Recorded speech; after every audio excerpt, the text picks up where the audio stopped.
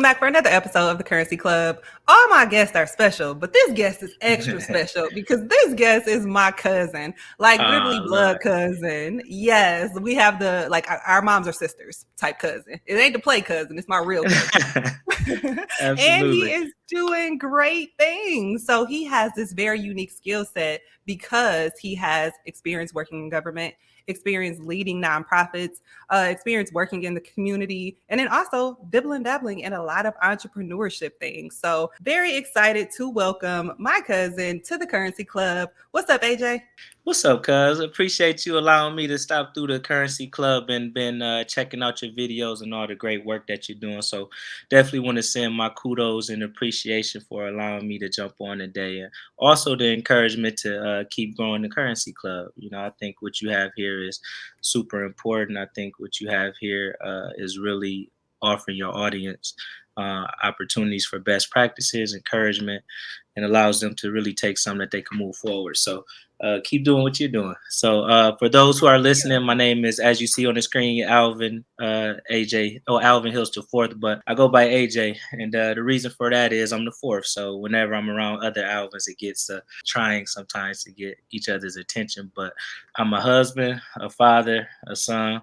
Grew up in Grand Rapids, Michigan. Went off to college at Western Michigan University, and that's important to my story because it allowed me to have a ton of experiences that I think is paramount to who I am today, such as studying abroad. Was able to spend some time in London, England, studying international business. While at Western, I joined Alpha Phi Alpha Fraternity Incorporated, which really developed me as a community ambassador, advocate. It helped expose me to the value and the reward of mentorship and volunteering. And then also was able to join a professional business fraternity by the name of Alpha Kappa Psi. Those things help bring me to, you know, who I am today, and helps really tell the story of kind of how and the why that I got into the work that I did. Yes. So tell them what you do today. You create a nonprofit, you're a co-founder of this, you're part of so many good things. I don't want to tell your story. Tell them who you are today, because absolutely. So by day, I work in city government as a business developer. And what that is pretty much my goal is to help spend as much government money as possible with local county-based companies where I reside. And then after 5, to Whitney's point, co-founder of Endless Opportunities. Endless Opportunities is a brainchild of me and my wife, Tanil, when we were seniors at Western Michigan University. So in 2011, we both are in fraternities and sororities. She's a part of Alpha Kappa Alpha, which is AKA. So through those two organizations, we were exposed to mentoring in the Kalamazoo community at Western Michigan University. And one thing that was always at the forefront of my mind was, how do you continue authentic leadership outside of those organizations? So I was vice president and director of educational activities, but working in that environment, sometimes your ideas or the things that you would like to get done can't get done because of a vote, or the president doesn't see the vision at the time and kind of tables it. And one thing that we knew that we could do until the day that we transition from this earth, but then also make sure that we leave a resource for students who are first-time generation college students, or a resource for single parents who are looking for just a little extra help to help their student navigate academics, educational environments, even sometimes to be transparent, when some students have behavior issues, helping the parents navigate that. But we knew if we created something that we can lead, that we can help ensure that it's funded, help implement our vision, we wanted to make sure that we do that. So that's kind of how we got to Endless Opportunities. And Endless Opportunities, our simple motto is, we deliver innovative mentoring experiences. And what we mean by that is, when you hear mentorship, some people believe it's you go in a room one-on-one with the student, and you sit and listen, and at the end of that session you go your separate ways. But for us, we like to incentivize the skills that we as society, and I say as society loosely, tell students is important, but is not integrated into public school education. So one thing that means to us is networking. Networking for us, we incentivize. So we have an event called Speed Networking, similar to the concept of speed dating, but students get to get in front of 20 to 30 professionals for 2 minutes where they're evaluated on their handshake, their attire, their resume, they're asked for a business card. And at the end, it's cash scholarships given that same day. On top of that, we do etiquette dinners. So my first etiquette dinner that I've ever done was in maybe the spring of 2008. It was a part of my process to become an alpha, but we had to go to an etiquette dinner, and I was so confused, had anxiety. I didn't know which fork was which, but that moment I felt was kind of late in my development as a professional. So we make sure that students in middle and high school are introduced to etiquette dinners at an early age. We do corporate lunch and learn, so we take students into the corporate environment, let them meet corporate executives. We try to make sure that they meet as many professionals that look like them, and we just ask the professionals simply to share their story. Through this storytelling, our students arrive to the concept of there's no one way to success. There's no cookie cutter approach. Success is what you make it. Who is your target audience for Endless Opportunities? Did you say middle school, high school? Middle and high schoolers. We've been fortunate enough to have alumni too. So we have students who graduate from our program, go off to college, and now some are coming back to even work with us as far as mentorship in our program. And so, from a high level overview, Endless Opportunities serves middle and high schoolers. We have separate programs for young men and young ladies, and then we do bring those programs together at times when whether it's a group workshop or even some beneficial dialogue between young ladies and young men. We also offer the space for them to have separate spaces for more critical conversations on manhood or womanhood, and allow them to be authentic in that space without trying to filter what they're saying because of whether young men or young ladies are in the room with them. Okay, so what sets Endless Opportunities apart from other programs in the community who may be offering mentorship? We're natives of the area, simply our passion. We're not hired to do this work. We created it ourselves. So the authenticity of our mission is really what we live out daily. Me and my wife are involved in the program, so we'll be hiring people to do some day-to-day work soon, but we still find the reward in being there every Wednesday. We meet every Wednesday from 6 to 8. It helps to keep me engaged and aware of the challenges that young people are facing, and it keeps me young too. They let me know that sometimes my text lingo is too formal, I'll say. So they be wanting me to get on some of their acronyms, and it just kind of keep me hip. I would also just say that I guess our reach when it comes to who we are as co-founders, there's no one that we can't get on the phone per any background that a student would like to go into. I remember one time a student tried to catch us off guard, and it's like, I want to talk to like aeronautical engineer. For those who know me, man, one of my fraternity brothers in college, Jarrell Jackson, was an aeronautical engineer. So it was like, all right, let's just make a call. Let's connect you with him. Say So less. I got you.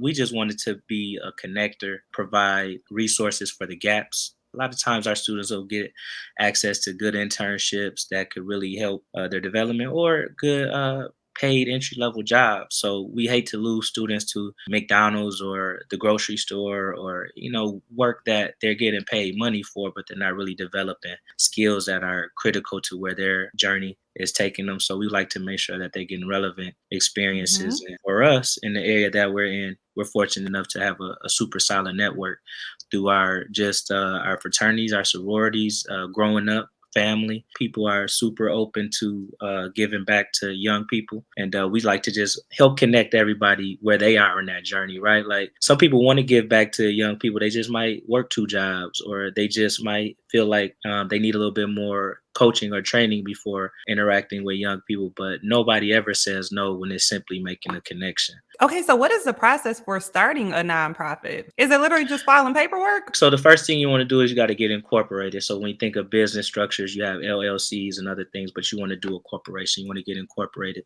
From there, you got to determine who your board of directors is going to be. I think your board of directors is probably the most critical thing when it comes to developing a nonprofit. And my thoughts on that is because whoever your board of directors is going to determine how far your organization goes, but then it also is going to determine how far you are leading that organization. And what I mean by that is if you get a board of directors who you may not have a ton of relationship with, you could be vulnerable to being outvoted and moved off your your own organization. And then if you choose a board that doesn't work, you may find yourself, whether it's the co-founders or the boots on the ground, kind of being left on the island to figure it out for yourself. So I would say the board of directors is really the place where the rubber meet the road, and it all depends on what your vision is for your nonprofit organization.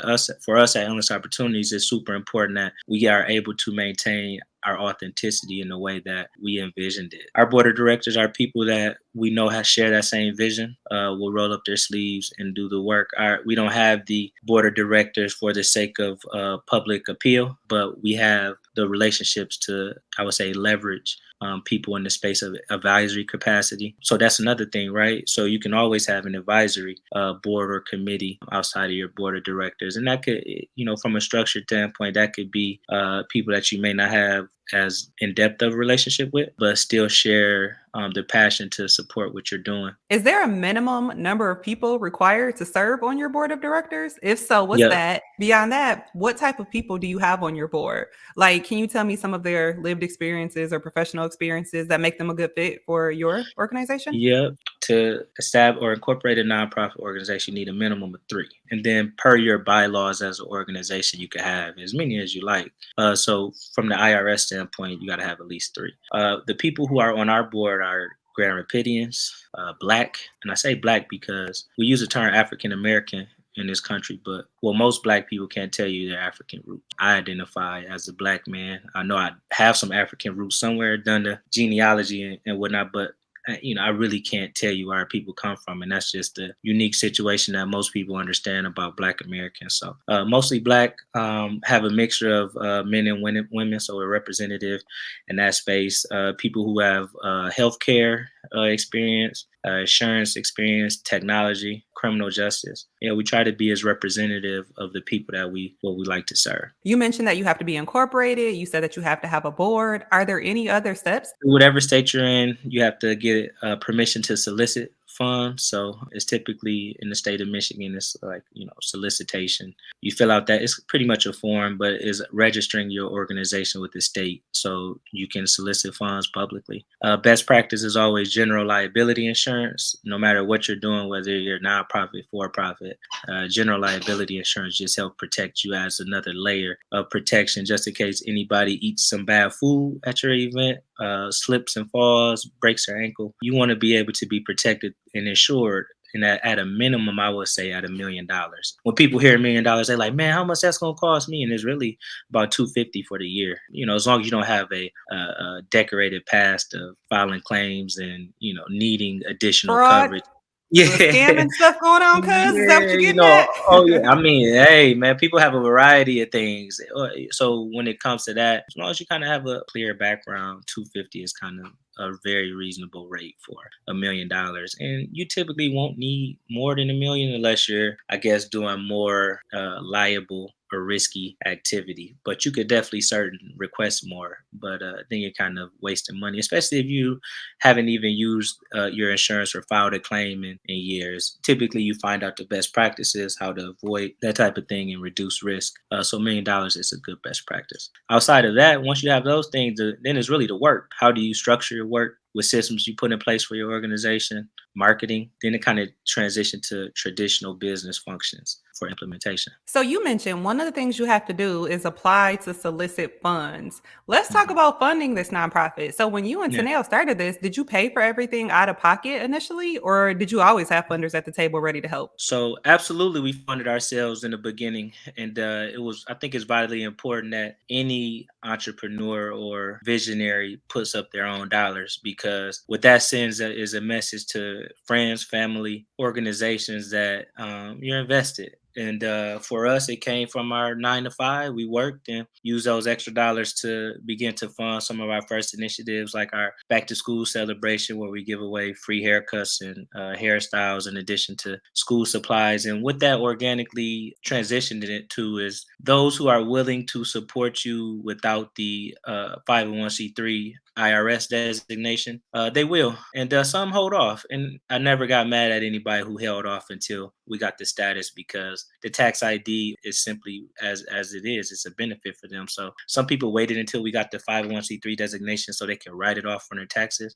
And then also those dollars were, I would say, heavier than the contributions from friends and family. And those typically came in at smaller amounts to help execute some of the earlier visions. After the 501c3 came, the dollars really increased, whether it was corporate sponsorships, charitable foundations doing some grant writing, government partnerships. Really, the 501c3 opens the door to allow your organization to do more. Even the benefit of being a fiduciary for some other visionaries in the community who didn't have that designation as well. And what that means is, as a fiduciary, you could take an administrative fee to receive dollars for other organizations until they're in that space to where they could receive dollars on their own. So then it becomes a subtle stream of revenue. But in this type of work, the more, more dollars that come in, even from a fiduciary standpoint, helps the vision. So we were able to really take advantage of the 501c3 designation. But I would say if you don't get that designation, any community work or charitable work is going to be super hard to sustain over time without it. Are there any other benefits to having a 501c3 nonprofit that you didn't already share?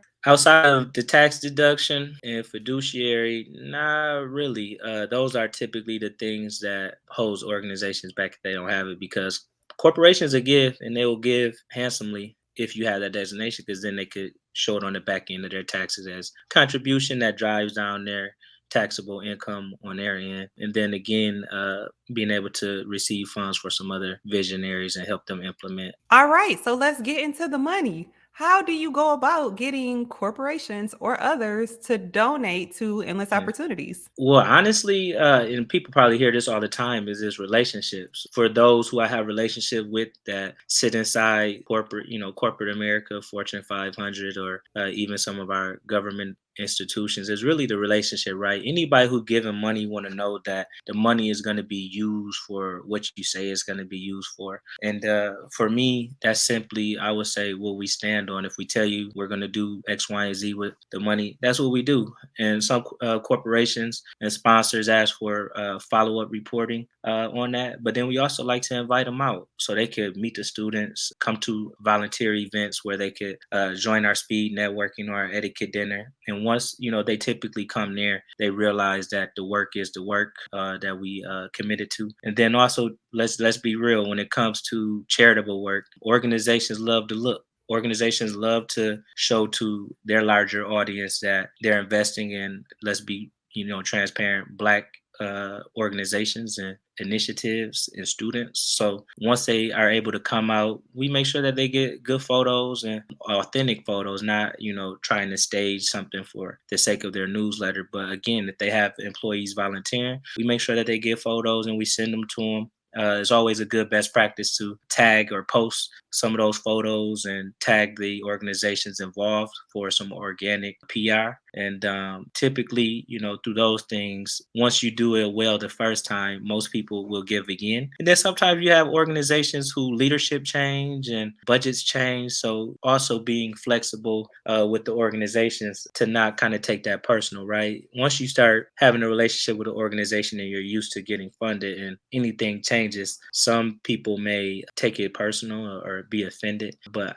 taking a step back, understanding, in general how business works, leadership changes, budget changes, some things are restricted, but it's still building a new relationship with that new personnel, or doing, maybe taking a smaller amount during their tougher budget times, but still delivering the same impact. I think those relationships that stand the test of time of those typically will be, come back around and you'll have those dollars. And same with foundations and, community foundations that help fund the work. We're in a position where they're calling us with money. So they'll say, hey, we got, X amount of dollars. This is what those dollars are earmarked for: civic engagement, education, some of those things. And we're not as strapped to kind of chase dollars at this point. Granted, we want to continue to grow, and we will, but I believe any organization that scales has to do so responsibly. Our first 10 plus years of inception was really doing the work well, marketing our work well. So now we're at the place where me and my wife could take a step back, find some like-minded people to be on the ground and build authentic relationships with our young people. And we could kind of focus more on growing the financial side of the organization so we can hire more people, train more volunteers, serve more students in the end. Eventually we want to get more in depth into like policy work, because for us, any organization that has a mission, it boils down to policy. And you got to know what policy you're looking to change and who holds that policy. So eventually bringing on some policy writers and advocates to be public and present at whether it's Board of Education meetings, county commission meetings, state meetings, to begin to really affect a larger scale of students through policy. All that sounds good to me. I definitely learned a lot. Is there anything else you want to say about Endless Opportunities before we transition? Endless Opportunities, you can find us on the internet at endlessopportunities.org. For anybody who believes in the investment in our young Black students, middle and high school, we'll love your support. If you're interested in just learning more, we'll love to set up a virtual call to introduce ourselves, share more about the work. But we always look for volunteers. So whether that's a one-time volunteer for a workshop, whether you want to invite us over to your corporation for a lunch and learn, whether you have the commitment to mentor for a calendar school year, we have opportunities for everyone with any availability, as long as they have the the passion and the commitment to connect with young people in an authentic way and leave that student in a better place than when they found them. So AJ talked a little bit about basically like a speed interviewing event that he hosts. I actually volunteered at one of those, and it was a really good experience. I met a lot of cool kids. I mean, just helped them polish up on their skills. It was just a good experience, a good way to use a lunch hour. So I definitely want to advise and recommend anybody else, if you got an hour to spare, a couple hours to spare, have the conversation and see how you can help to give back to your community too. I love that, Whitney, because the young people are always a breath of fresh air. You have the students who are a little more polished than others, and then you have the students who have a little anxiety about sitting across from a intelligent, well-dressed professional like yourself. But I think at the end of that, they realize that these are people, human beings, and professional clothing, but we all have stories, and students at the end of those type of events always leave with a bigger network than they had when they came in, but also increased confidence that they too could be in that seat that was across from a young person in the future, helping them polish up on their networking skills. So as always, we appreciate that participation and support from you, and also the encouragement of others to get involved in the work. Yes. So now I want to transition and talk about something else that AJ is doing to impact our inner city youth, our Black and brown kids, our people of color, and that is the Midwest Tech Project. So he is the co-founder of that. Talk a little bit more about that. So when it comes to the tech work, really that was another stepping stone built off of the work of Endless Opportunities. I, had the youth development experience from Endless Opportunities, and my other co-founder, Jonathan Jelks, he came from more of a workforce development, adult advocacy background. So we kind of married the two, and it's really around the tech industry and where the workplace of the future will live. And we say workplace of the future, but it's really right now. Being in a maker state like Michigan, advanced manufacturing has really helped eliminate a ton of jobs in our community. And robots now do that work for half the price. You don't got to worry about robots calling in sick or wasting, time that could be designated towards production. What we wanted to do was, typically this conversation isn't embedded in our community. We learn about these things 10 years too late. And now we're kind of at that point where a lot of our parents, aunts, uncles, family members have been displaced from traditional manufacturing work, and they've been forced to kind of learn more, continue education, or they have to get into coding and maintaining this technology. So when we think about the tech industry where millions of jobs live, we wanted to help provide a solution to our community of Grand Rapids, Michigan, because based upon a 2015 Forbes article, Grand Rapids was one of the second worst place economically for African Americans. We got to pause and think about that. So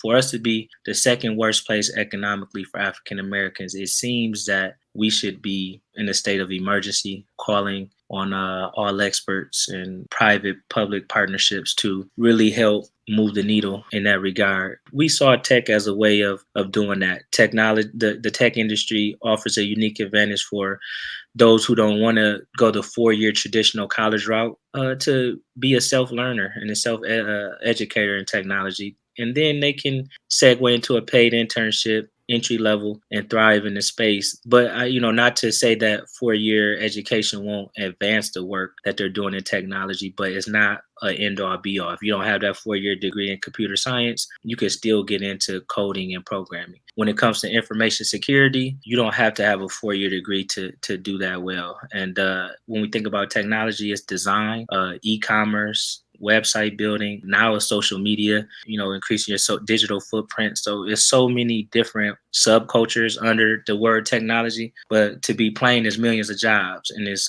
millions of Black people across the nation looking for jobs. The workplace environment of most tech companies, as we know now, is 100% remote. So if you don't have to necessarily travel 20 minutes to an hour to the office, stay there for a 9 to 5 and head home. You could wake up like most of us did in COVID, put your pajama pants on, throw a decent shirt on, log in for the team meeting. Then it's really about the discipline and the curiosity of the person in the tech industry at that point, because you have to be disciplined to do the work and you have to stay curious to solve new problems. And I'm not a techie by day, as I shared before, but just my learnings in the tech space since 2016 have shown us that those who are successful in this space are curious, they're interested in solving problems, and they know how to use the resources, whether it's other technology networks and associations, whether it's Google. They're resourceful, and whatever problem that they're seeking to find, they get others involved, and they come up with a unique solution to solve the issue. So technology is the great equalizer when it comes to those looking to be lucratively employed, and then also in the industry that won't be taken away in the foreseeable future. You made a lot of good points. It's definitely an in-demand occupation, a growing occupation, something that can be done remotely. I also like how you touched on the importance of basically certifications. Like education is important, trainings are important, but a lot of people, just like you, are rethinking this 4-year degree. And I'm thinking about in the tech space, especially, things are evolving and changing so quickly. You can go to school for 4 years, and by the time you walk across that stage, everything's outdated. So just the willingness to learn and grow and just get a certification, stay on top of whatever is relevant at that time. I do have a couple other specific questions for Midwest Tech Project. Sure. Who is your target age group for that? Is that middle school and high school students again, or is it someone else? Multi-pronged. So we started off as really focusing on middle and high schoolers, but what we knew and what we saw was that there's a ton of millennials, Gen Xers,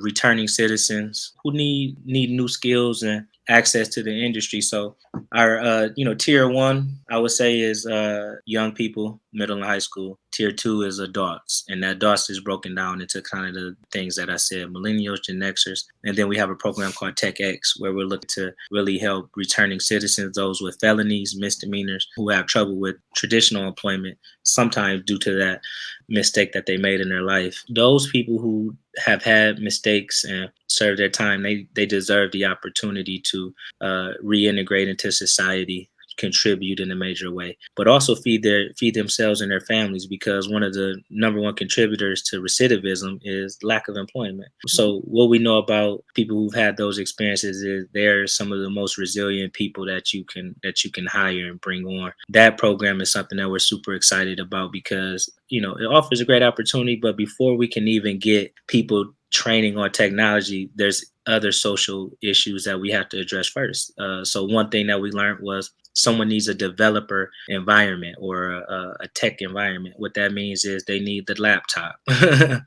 They need the strong Wi-Fi connection. Yeah. They need not just a Chromebook. They need something with hardware, with storage. And then, to your point, they need Wi-Fi. They need a space.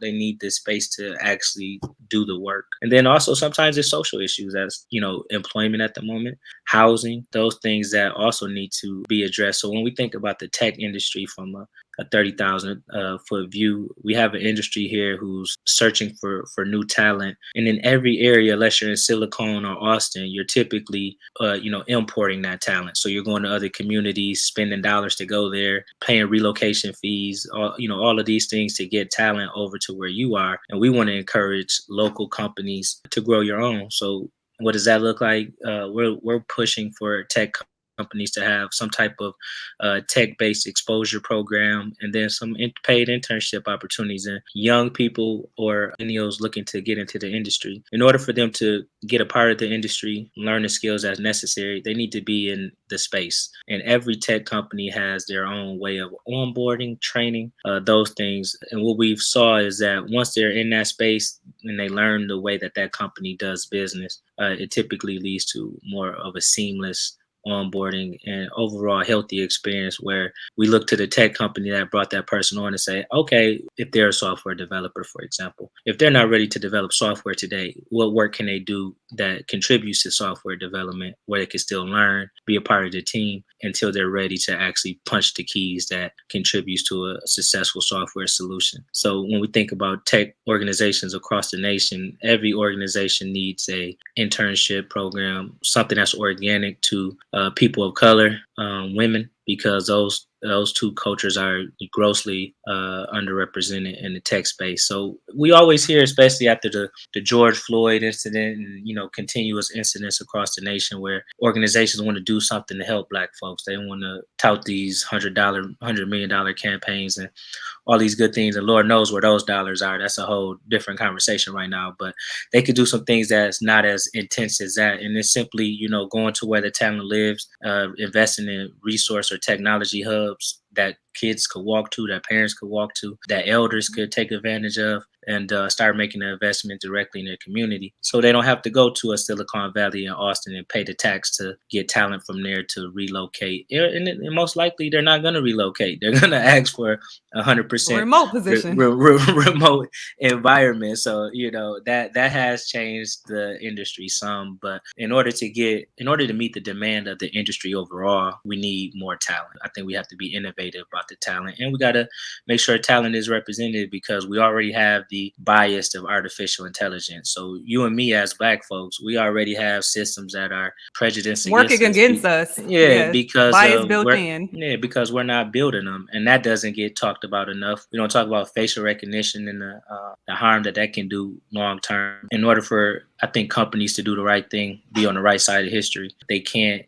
continue to do business as usual. But then also, it's always the triple bottom line: investing in diverse candidates increases business, and any dollars that when it comes to business is about increasing dollars. And we simply make the business case that a more representative, diverse workplace increases that bottom line from a dollar standpoint. Okay, so what is your greatest accomplishment working with the Midwest Tech Project? Man, great question. So your alma mater, Alvin Hills, we had a young man named Nate Nathaniel Holloway, and Nate came to us, he was maybe 14, but Nate had already pretty much designed his first video game. And Nate is an introvert until you get to know him. He was working at that time on an outdated tablet. It wasn't even like an iPad. He stayed curious, and we connected Nate with a software developer named Deron Kennedy, a Black male from Detroit. He was working for a local hospital system here in Grand Rapids. And Nate had one problem. Nate couldn't figure out how to build this joystick on his game, which was pretty much a game where he built an aircraft, and the aircraft had to dodge the missiles in order to make it to the next level. But he couldn't build a joystick. So connecting Nate with Deron pretty much showed him the code to build the joystick. So fast forward to Nate now. Nate is now working for Amazon in a Java cohort to learn the language that Amazon uses for a lot of its technology. And pretty much Nate will be making about 60 to 70,000 soon, and Nate's probably about 20, 21 now. We've been challenged. Is there an appetite in the Black community for technology? Nate is the rock star who's already was doing great things before we got there. But just making a connection for Nate Nate was able to, before he got to Amazon, he worked for, he took an internship at Atomic Object. And Atomic Object, super kudos to Atomic Object for sure. Mike, Sean, before was Carl and Mary, but they saw the vision early, and they're right on Wealthy Street in the heart of what used to be the neighborhood. They saw the vision of Midwest Tech, invested in that, but then also offered Nate an internship. So Nate got to go into the space, make some great connections, and then Nate went on to GRCC, but then also he started out at Amazon in a warehouse. So, he's doing labor work, but Amazon had the program for his Java development. And now Nate is going to be Java certified and making good money. So he's definitely one of the poster child for the work that we do. And it's also a lady that we just supported, a adult female that we invested in as far as front and back end programming, and her name is Ariana the techie. But long story short, she just raised 3.3 million for her startup around NFTs, fine art. What we simply like to say is Black people are already consuming this type of work, consuming technology at such a rapid pace that just flipping it to the production aspect will, create more people like Nate and Ariana who could really thrive in the tech space. So the learnings are there. The concept has been proven. Every community should have investment from their private sector tech companies in their neighborhoods, school systems, to help advance the workforce of technology that looks like you and I, Black. I love a good success story. Yes. Love the representation, love the pouring and investing into our community. All of that is great. If people wanted to support Midwest Tech Project, become a mentor, engage, help make connections, what are the opportunities for others to engage with the work you're doing? Yeah, absolutely. So kind of similar to the endless opportunity standpoint, it's kind of what do you see yourself or your organization doing? So our typical people that reach out to us are people in the tech space who don't look like me and you. They'll say, hey, look, man, I want to help. So we like to connect them to whether it's individual trainings for workshops, who have been virtual. So we can have virtual workshops, or pairing them with somebody, one of our students who has a interest in the field that they are in, to share, again, some insights, some resources that they can leverage to be successful. And then from a financial standpoint, we're always looking for strategic partners who would like for us to help them along their journey as they look to become a more diverse tech company. So yeah, MidwestTechProject.com is the website. On social media, the web Midwest Tech Project, and we're always super excited to connect with anybody in the tech space that's looking to help contribute to the solution of making the tech talent pipeline more Black, more brown, and then also have more women in that space. Gender representation, very important. Now I want to transition and talk about the education and skills that you need to do the type of work that you're doing. You do a lot. We only touched on endless opportunities and Midwest Tech Project. Yeah. There is more to come, y'all. Like, this is going to be a multi-point interview, right? Absolutely. 2, 3. We can do 5 segments if we wanted to. But as long as you want me to come here, I'll be here for sure. Yes, we're gonna be here for the long haul. So you're definitely gonna come back. But you went to Western. What type of degree do you have? I have a bachelor's in business administration. I was an internship away from having my master's in psychology, but it pretty much boiled down to me quitting a full-time job to fulfill an internship. And after the master's, I would have been making less money than I was making. People would say, man, you spent all that money, getting a master's that you ain't using. And I just tell them simply, as a Black man in America, to have the background in psychology has helped me survive and thrive in the chaotic space of being a Black American. So I use that education for myself, for my wife, for my kids, for the students that I work with, friends and family, to kind of help them understand the background, or I guess the foundation of mental health. And, it's super relevant now. Kudos to people like Charlemagne the God and Taraji P. Henson, who are really, Black advocates and amplifying mental health. But we all need some basic understanding of the, mental health and the brain and behavior to simply prosper in America. Because James Baldwin said it, best to be a Black man or woman in America and to be conscious is to be in a state of rage constantly. You got to find a way to get yourself out that rage. And what's that's called in psychology is a coping plan. You know what I mean? You got to, once you're there, you got to find a way to take those steps to get yourself back in a de-escalated state of mind, in a healthy state, so you can be contributing to society in a healthy way that's not harming you. So, from my education, bachelor's in business administration, I do have some master's level experience in psychology, but I will tell you that is all the education that I will be getting. The Okay. rest of my education, and I'm a big advocate of this too, is just learning on the go. Well, in our family, man, we didn't have anybody who was an entrepreneur we could just go sit down and talk to, have them invest in our ideas. So for both you and I, we had to go out here, trial and tribute, trial and fail, relearn, pull ourselves back up, go at it again. So life is the best, life is the best teacher of experience. And, Hmm. from just early childhood days to seeing, I would say, street economics and where that got you to.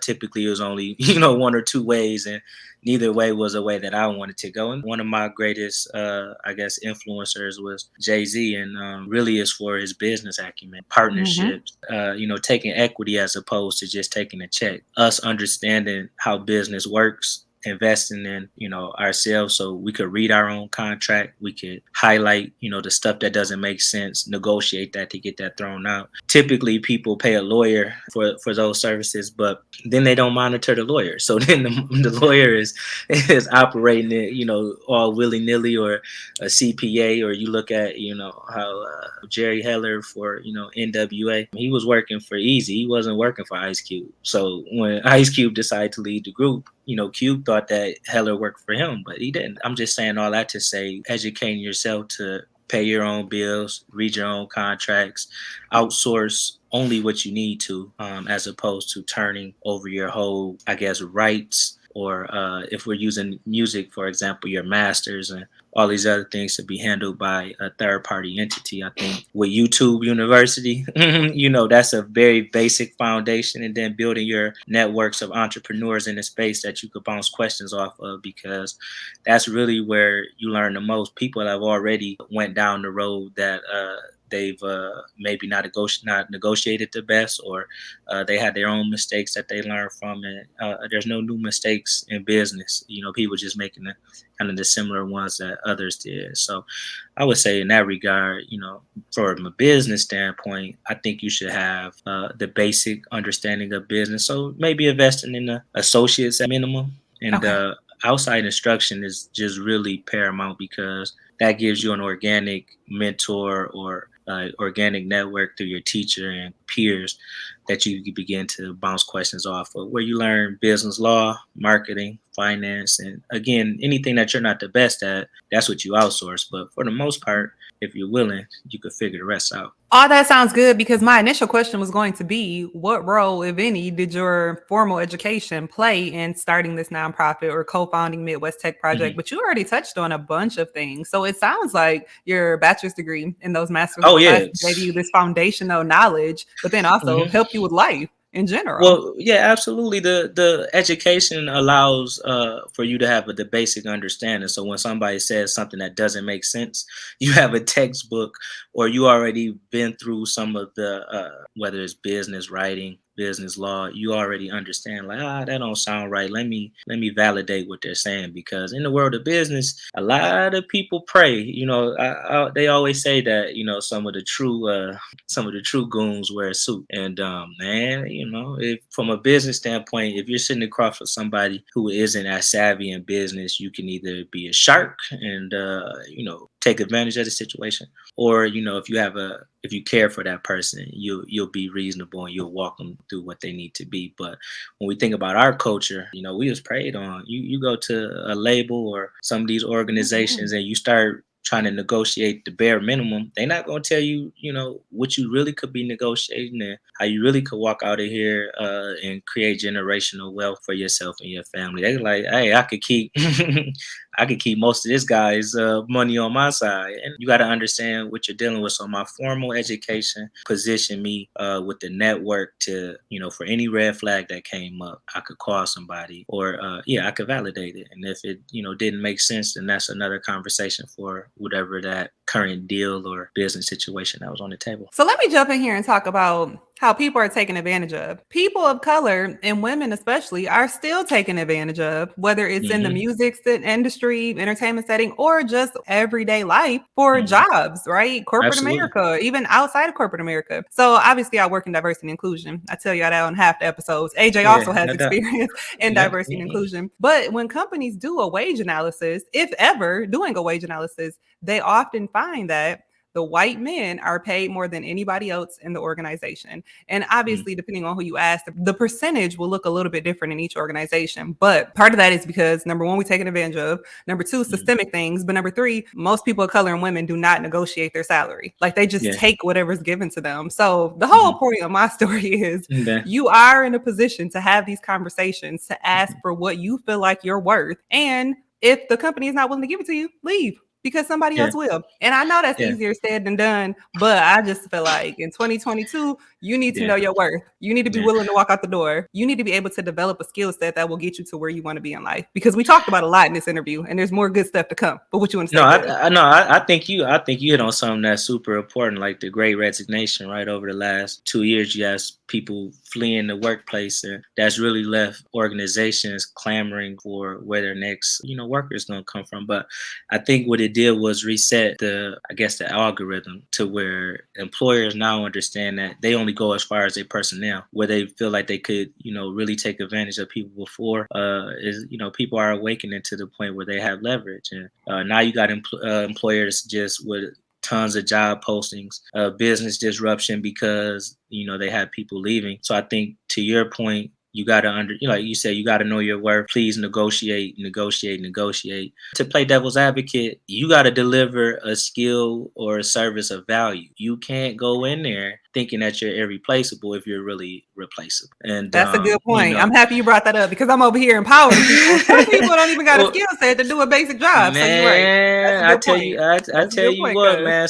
Some people gas themselves up, and then next thing they got to go back to the drawing board and maybe take an offer that wasn't as good as the one presented. And are you investing in yourself? What's the latest certification you had? What was kind of your latest ground shaking project to the organization? You got to be real about that. And you have to be able to add value to the company, just like AJ said, but then you have to demonstrate the value too. You need Yeah. case studies. You need people who can vouch for you. You need to show them projects that you worked on, reports that you published, whatever. You just can't go in there talking, gassing yourself up if you don't have nothing to show for it. So that's a good point too, cuz. I'm Because I happy tell you you put it what, like there. when you had this conversation, with more money come more responsibility, and once you get that extra bag, they gonna want some extra from you. So you can't Mm-hmm. continue to do the same thing that got you the new bag in order to keep it. You got to show Work. them a little bit more. Absolutely. Facts.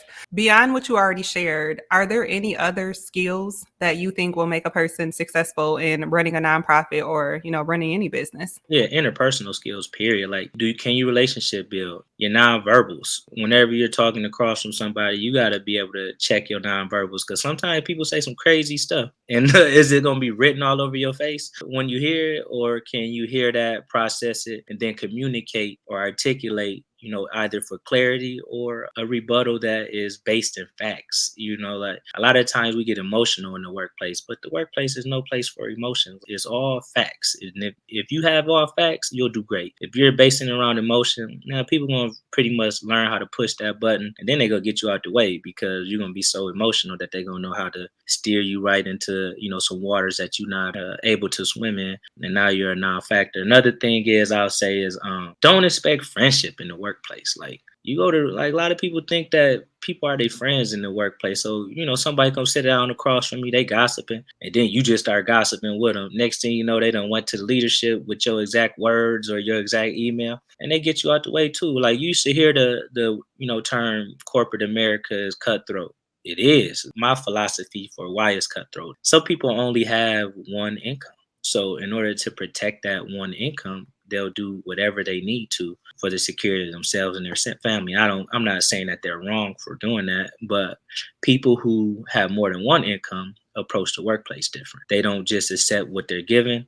They negotiate a little better, but then if ever the job decides to pull the rug from under them, their life doesn't fall apart on the outside. Mhm. We always talk about, I think it's a big topic right now. People like, man, leave your 9 to 5 going into entrepreneurship. I'm like, man, use your 9 to 5, invest in your business until you can leave that and go into entrepreneurship freely. You don't want to just jump into entrepreneurship without no contracts in place, no revenue coming in, because everybody got to pay for living. Everybody got to pay Yes. for transportation. And if you don't have those things, you'll be in business and out of business at the same time. Man, cuz I gotta invite you back to talk about this transition plan, right? If a person wants to go from a 9 to 5 to being a full-time entrepreneur, what do you recommend? I don't want to cover that now because I got 100 No other questions for you. doubt. But I gotta invite you back I've to talk seen about that. I've seen it done well too. So I'll definitely be glad Yeah. to touch on that for sure. What I do want to say is I'm really happy that you said people in the workplace are not your friends, because that's Mm, been my motto since day one. Like, number yeah. one, yes, you should want to have an enjoyable experience at work, because especially if you're reporting to the office, you spending 40 hours there or more. But these Mhm, people are not your friends. I say all the time, mhm. we just get money together. We have a Yeah. common goal at work. Like, yeah, we working on Mhm, these, mhm. organizational goals and objectives, but we ain't Yeah. friends. And I'm not saying Man, that you can't create an authentic relationship with somebody in the workplace, but you need to understand from a basic foundation that's not your friend until boundaries. until that person exhibits they're your friend outside of work. And then maybe, you have a good friend that you met while y'all was getting money. All right, so we covered a lot. Now I want to switch it up and give you a little break. I want to do something fun, play a little game with you. My Okay. first game is called Cool. I'm a Hustler. What is the craziest thing you've ever done for money? Acting like I'm somebody else for them. So like if somebody like, hey man, do this interview for me or write this for me. And sometimes I've done stuff like that, like taking the interview or something for somebody that was like a phone. Cause to me, shit, that's you. You chose to do that. But if the price right, I think about it. Homework. I did that in college all the time. Do people Man, I done homework. sold some papers before too. I Yeah, what? enjoy writing in college. Oh, you need help with a paper? 3-page paper? Say less. But like you stumped me because like I don't do too much crazy stuff for money simply because I'm Yeah. scary. I'm like, man, I ain't, I Risk ain't adverse. trying. Let's call you risk Yeah, well, adverse. yeah, I am very risk averse. I could dabble in the gray space, but if I know it's not right, I can't.